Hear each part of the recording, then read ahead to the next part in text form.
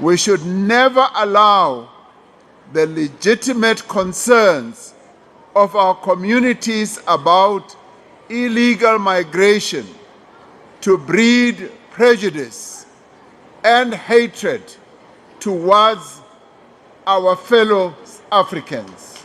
We should not allow that to happen. Yes, we all have concerns, as many other countries in the world have concerns about undocumented and illegal migrants. We must not allow these concerns to give rise to xenophobia, to give rise to hatred that is directed towards people from other African countries or any parts of the world. We are South Africans. We cannot be driven by hatred towards others. Others gave us compassion. Sure that the government is held accountable for putting us in the situation that we're in. I mean, South Africa at the moment is a fertile ground for criminals from all over the world, not just in South Africa. And we can't have a situation where we feel safe and unsafe in our own country and our government relaxes and thinks that it's a normal time just because they want to appease the rest of the world and look good to God knows who that they want to look good to. Because we know we're not the ones that are sitting in high walls with blue lights and living a comfortable life. They are. So we are not going to be comfortable in this life that we're living anymore. And we're going to take a stand, as we had mentioned before, because if they're going to be criticizing South Africans, then they must do something about the South Africans that are dying from spaza shop killings, where the mafia now wants to take over Ethiopians and Pakistanis. If they're criticizing us, then they must be willing to do something about the South African children that are dying because of food that is consumed at these spaza shops. If they're criticizing us, they need to be doing something about the people dying in hospitals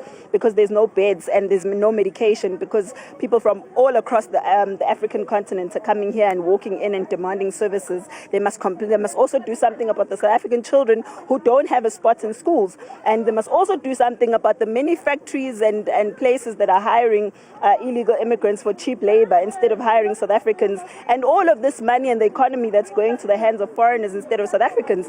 So if they want to criticize us, fair, but do it while you're doing something as well about the crisis that we're facing. March and March staged a protest at the Union Buildings in Pretoria, demanding that authorities restore law and order amid growing tensions over immigration in South Africa.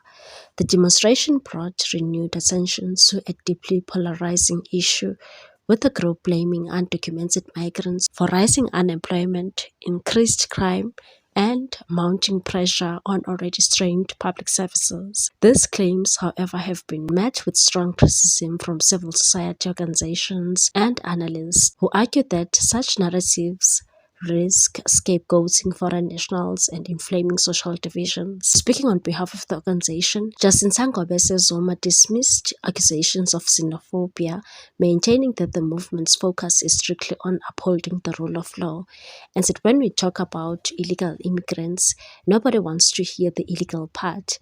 People immediately label it as xenophobia. We don't know who these individuals are, where they come from, or what circumstances they are fleeing, yet we are expected to integrate without question. Wanting order and accountability in your country is not xenophobic. Despite these assurances, the march comes at a time of heightened concern both locally and internationally. Antonio Guterres, Secretary General of the US, recently voiced alarm over reports of xenophobic violence and intimidation targeting migrants in part of KwaZulu-Natal and Eastern Cape. His office noted that some anti-immigration demonstrations linked to groups including March and March have escalated into violence. He emphasized that individuals who incite violence or exploit socio-economic frustrations must be held accountable, warning that vigilantism and hate-driven rhetoric undermine the foundations of democratic societies. He reiterated that respect for human rights and the rule of law must remain central, particularly in times of social strain. The issue has also drawn a response from President Cyril Ramaphosa, who addressed the matter during the country's Freedom Day celebrations in the Free State.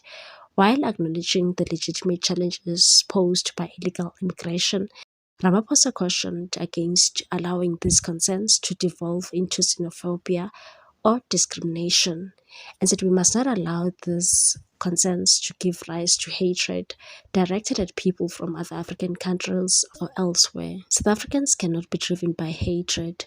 During our struggle against apartheid, we received solidarity and support from others. We must not forget that history. The president stressed that government is taking steps to address illegal immigration through lawful channels, including action against businesses that employ undocumented workers. He underscored that enforcement must occur within the framework of the law, rather than through public hostility or violence.